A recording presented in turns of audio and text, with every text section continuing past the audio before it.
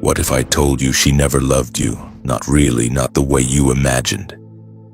You remember her eyes, the softness in her voice, the warmth in her smile. It felt real, sacred, eternal. But Nietzsche, he whispers something cruel. When a woman says, "I love you," she means love me. This is not hatred, not an attack on women. This is the dismantling of illusion, because the most dangerous lies are not the ones told by others, but the ones we whisper to ourselves in love. Who is the actress and who is the audience? Who writes the script and who obeys it without question? Nietzsche was never a romantic. He was a surgeon of the soul, cutting fantasies with a scalpel of clarity. He did not see tenderness, he saw masks, he saw power, he saw survival disguised as affection. She doesn't deceive you because she's cruel. Nietzsche might say she deceives you because you need the lie. Here is a bitter truth. Men do not fall in love with women. They fall in love with the idea of women, with the fantasy, with the illusion of being chosen, of being needed, of being special. But beneath that illusion, Nietzsche found a pattern. The gaze that seduces is not always filled with love. Sometimes it is a mirror reflecting your hunger, not her heart. You thought she loved you, but perhaps she only loved how you looked at her. What if the smiles, the tears, the whispers were not manipulations but strategies? You thought it was love. Nietzsche says it was theater in a world where women were denied overt power. What tools remained? Beauty, grace, emotion, not to dominate through force, but to guide, to bend, to survive. A woman crying is not always in pain. Sometimes it's survival, a quiet victory in a silent war. Nietzsche never claimed women lie by nature. He claimed they were forced to perform, to wear masks, to speak in riddles, because direct power was never theirs to hold. What remains is the power of impression, the art of seduction, the dance of ambiguity. And here's the darkest truth. We men don't just fall for the illusion. We crave it, we need it, we feed it willingly. Why? Because the truth is cold, empty, and often lonely, but the lie is beautiful. It whispers, you matter. You are chosen, you are hers. Nietzsche believed that truth is unbearable, that we would rather be comforted than awakened. And nowhere is that more true than in love. So when a woman crafts her mask of sweetness, of loyalty, of innocence, it is not always deception. It is alchemy. It is the transformation of fear into beauty, of uncertainty into certainty. And you play along not because you're blind, but because you're desperate to believe. This is not her betrayal. This is your collusion. He wanted her to be pure. You needed her to be faithful. You chose to close your eyes because to see clearly is to see the abyss. And Nietzsche, he stared into that abyss and found a smile wearing someone else's face. So why does this matter? Because as long as you remain asleep in the dream of idealized love, you are not loving a woman. You are loving a fantasy, and a fantasy can never love you. Back to truly love is not to adore the perfect image. It is to see the flaws, the fear, the mask, and love through them. Nietzsche's warning is not against women. It is a call to awaken, to tear down false gods, to step down from the altar and walk among equals. Eyes open. This is your moment of clarity, not to hate, not to reject, but to understand. She never deceived you. You deceived yourself. Now, if you're ready to see what lies beneath the mask, if you're ready to understand the ancient dance between illusion and truth, then stay with me, because what comes next will change the way you see love forever. Nietzsche did not see women as liars in the moral sense. He saw them as necessary illusionists in a world forged by men dominated by brute strength, linear logic, and overt power. Women were not given swords, so they learned to wield shadows. They became artists of ambiguity, virtuosos of emotional nuance, and above all, masters of illusion, not out of malice, but out of necessity. It was not wickedness, it was adaptation. When Nietzsche wrote, "Woman is not yet capable of friendship, women are still cats and birds, or at best cows," he was not mocking. He was dissecting the psychological architecture society had built around them in a world where open confrontation belonged to men. Women were shaped consciously or not to. In through subtlety. They influenced with softness, manipulated with beauty, conquered not by sword but by smile. Their battlefield is not the arena but the heart. Their weapons are not fists but feelings. And their victories, they are not declared. They are felt in the shift of silence, in the rhythm of tears, in the echo of a gaze. Nietzsche saw this not as weakness, but as a different kind of strength. A woman's ability to deceive is not her flaw, it is her genius. Her illusions are not clumsy lies, but delicate performances crafted with the precision of a poet and the instincts of a survivor. She does not challenge reality head-on. She bends it gently like wind, carving stone like water, shaping time. To Nietzsche, this is not a moral failure but an evolutionary triumph. Man dominates by force, woman seduces by suggestion, man imposes truth, woman evokes belief. And in this tension, Nietzsche glimpsed a deeper metaphysical truth that all of life, not just woman, is built upon appearance. Reality itself is not solid but shimmering. It is a mask worn by chaos, a beautiful veil spun over the void to make existence bearable. In that sense, woman is not the enemy of truth. She is its highest aesthetic. The problem, Nietzsche says, is not that women lie, but that men believe those lies literally. The tragedy is not that deception exists, but that we mistake the dance for the destination. A woman's charm is her power, and her power is performance. She doesn't love you for who you are. She loves you for how you make her feel, how you reflect her own myth, and you fall in love not with her, but with the story she lets you tell yourself. Nietzsche's insight is not misogyny, it is mythology. He does not condemn women. He elevates them as symbols of life's necessary illusions in a world too raw, too brutal, too absurd to bear. Naked woman steps onto the stage. She performs, she soothes, she beautifies the unbearable. She is not man's enemy. She is his mirror, not the destroyer of ideals, but the painter of them in her lies. They are not sins, they are spells. They are the very threads that keep the dream of love alive. The great tragedy Nietzsche implies is not that women deceive, but that men want to be deceived. The illusion is not imposed, it is invited. It is not an act of war, but a dance of complicity. Every layer of disguise a woman wears is woven from threads a man offers her willingly. Her beauty is sculpted by his gaze. Her mystery is deepened by his projections. Her charm is a reflection of his hunger. His longing to believe that someone somewhere was made to complete him. And so Nietzsche begins tearing away the veils, not to expose women, but to awaken men, to force the question, what do you really fall in love with, the person or the performance, the soul or the story? Because when a man says he loves a woman, more often than not, he is in love with the version of himself that she reflects. She becomes his mirror, his canvas, a projection of his ideals, his fantasies, his desperate need to feel desired. Her smile is his validation. Her affection is his proof of worth. He does not want her to be real. He wants her to be consistent with the script he's written in his head. But reality does not follow that script. A real woman is not a fairy tale. She is chaos and contradiction. She is soft and sharp, nurturing and cruel, present and unknowable, and the moment she steps off the pedestal, the illusion collapses, and with it, the man's borrowed sense of self. Nietzsche's philosophy here is brutal, not because it is cruel, but because it is clear. He tells us, you do not love her.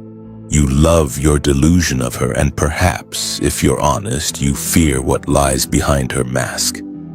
not because it hides her, but because it reveals you, your need, your fear of being alone, your hunger for meaning dressed in skin. This is why Nietzsche admired the woman's lie, not for its falsehood, but for its artistry. He saw her not as a manipulator, but as an existential actress playing a part society wrote for her on a stage built by male law name. And in this tragic theater, both genders suffer. The woman must hide her power behind softness, her ambition behind affection. The man must hide his vulnerability behind domination, his insecurity behind worship. Both wear masks, both perform, and neither knows who wrote the script. To Nietzsche, the only liberation is to tear it all down, to stop clinging to romantic myths, to stop worshiping love as salvation, to face it. Ask the raw, untamed, uncomfortable truth that no one will complete you, no one was made for you, that love is not a destiny, it is a decision. And beneath every illusion we call romance lies a wound we've never dared to confront, the wound of being alone in a world that does not care, a world where no amount of affection can fill the existential void. A world where perhaps the greatest act of love is not to lose yourself in another, but to find yourself despite them. Once the veil is torn, once the illusion of romantic salvation crumbles in your hands like dust, what remains? Silence, emptiness, a haunting stillness that few dare to face.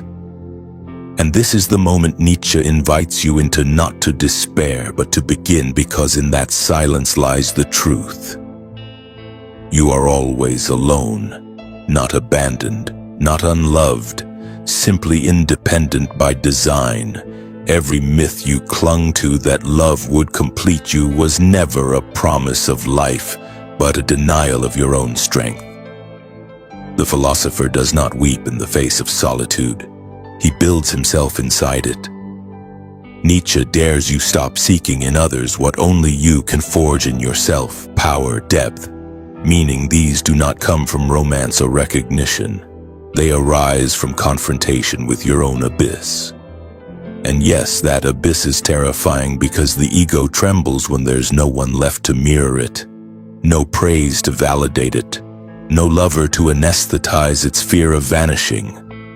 But that fear, that is the threshold of awakening. The very moment you stop being someone's reflection, you become real. This is what Nietzsche means by the Übermensch, the higher man, the self-overcoming soul, not someone who dominates others, but someone who no longer needs them to feel whole, someone who walks the desert of existence with eyes wide open, unshielded by illusion, unafraid of the void, because he has learned the void is not the enemy. It is the birthplace of inner freedom. Imagine this. You no longer chase affection like a beggar. You no longer edit yourself to be loved. You no longer ask, do they love me? You ask, do I honor who I am? That is the shift from dependence to dignity, from romantic slavery to existential sovereignty. Nietzsche does not ask you to reject love. He asks you to reject illusion, to meet others not as saviors but as companions on a path that neither begins nor ends with them, and in doing so your love becomes cleaner, dear sir, real. Not a bargain, not a performance, not a mutual addiction disguised as intimacy, but two whole beings standing side by side, not needing but choosing. And if such love is rare, so be it. The price of truth is often loneliness, but the reward is self-respect. You stop pretending, you stop begging, you start becoming, and in that becoming you find a peace no romance could ever give. The peace of knowing that even if everyone leaves, you remain. Love is not a reward for obedience. It does not come because you followed the rules. It is not given to those who smile at the right time or those who shrink themselves to fit another's dream. Nietzsche warns us the modern mind has turned love into a deal, a product, a shallow echo of deeper fears. We chase love not because we are full, but because we are afraid of what we lack. And so in desperation we trade freedom for affection. We become the good boy, the perfect partner, the one who pleases. But with every compromise, something sacred fades, our authenticity. Nietzsche does not tell us to reject love. He calls us to rebel against this sickness, not by walking away from love, but by redefining it. What if love were not comfort but fire, not safety but transformation? Imagine a love that doesn't soothe you but calls you forward, not to rest but to rise, to grow, to burn, to break, to rebuild. A love that looks at you and says, I see not who you are but who you could become, and I refuse to let you rot in comfort. This is not the love of fairy tales, it is the love of warriors, of those who have faced their own darkness and now dared to meet another, not as a savior, but as a mirror. This kind of love is not for the weak. It does not promise happiness, it demands honesty. It pulls out the parts of you you'd rather keep hidden, and it may not last, but if it's real, you will not be the same. Nietzsche is clear. Love is not the end. It is the trial, the crucible, the flame where ego burns, illusions dissolve, and spirit is forged. In this kind of love, there are no victims, no martyrs, only soul, standing tall in their truth. Here lies the paradox. True love begins when you no longer need it, when you could leave at any moment but choose to stay, not out of fear, not out of need, but from freedom. Nietzsche does not despise love. He honors it, but only the kind of love that does not imprison, that does not demand obedience, that does not feed on insecurity. The love that makes you more, not less. The love that says, I will not complete you, I will challenge you to complete yourself. This is not romantic, it is raw, it is violent, it is divine, and it is rare, because few are brave enough to love without illusion. Few are strong enough to hold love in one hand and freedom in the other. But if you are one of them, if you can walk into love not to be saved but to be sharpened, then you have passed the final test. You have not only loved, you have transcended. You were not born to be adored. You were not placed on this earth to be accepted, to be liked, to be completed by another. You were born to become, to tear through the illusions the world wrapped around you, to unlearn the lies that dressed obedience as virtue and weakness as romance. Nietzsche does not whisper this truth. He roars it. And if you've made it this far, you can feel it echoing in your bones. They told you love was the goal, that if you were good enough, pretty enough, soft enough, agreeable enough, someone would arrive and make you whole. That was the first lie. You are never meant to be completed. You are not a puzzle. You are fire. You are will. You are becoming, and love, if it is to mean anything at all, must bow before that becoming, not smother it. But most people don't want that truth. They want comfort, a soft prison made of compliments and quiet compromises. Nietzsche sees it clearly. This is not love. It is the death of the self, a slow suicide of the soul traded for the illusion of safety. He offers no sweet words, only a challenge. Can you love without losing yourself? Can you enter the chaos of intimacy, the pull of passion, the hunger of longing, and still remain sovereign, still hold your truth, still burn with your own fire, still walk your own path? If not, then what you have is not love. It is dependency, a drug, a beautiful distraction. Real love, the kind Nietzsche points to, is dangerous. It threatens the ego, it strips away illusions, it demands transformation, not because the other person changes you, but because in their presence, you choose to rise, not to please, not to be wanted, but to evolve, to stand tall, fully seen, yet still fully your own. This message is not for every way. Most will resist. They are still addicted to the lie. But you, if something in you aches, if your skin feels too tight for the soul it holds, if you know the love you've been sold is too small for the spirit you're becoming, then listen. You are not here to be loved. You are here to be free. And only from that freedom, only from the summit of your own self-conquest, can love descend as an equal, not to possess you, not to save you, but to walk beside you. Wild, untamed, sovereign, two flames choosing each other without need, without illusion, without fear. This is the revolution Nietzsche dared to speak. This is your invitation. So walk away from the false, burn the fantasies, stand naked in the raw truth of who you are becoming. And if love comes, let it find you already free. That is the kind of love worth living for and the only one worth dying for. Now it's your turn to answer. Have you ever loved in a way that cost you your freedom? Or have you stood alone and found a love that honored your truth? Drop your thoughts in the comments. True love begins after freedom. Let's see how many of us are waking up.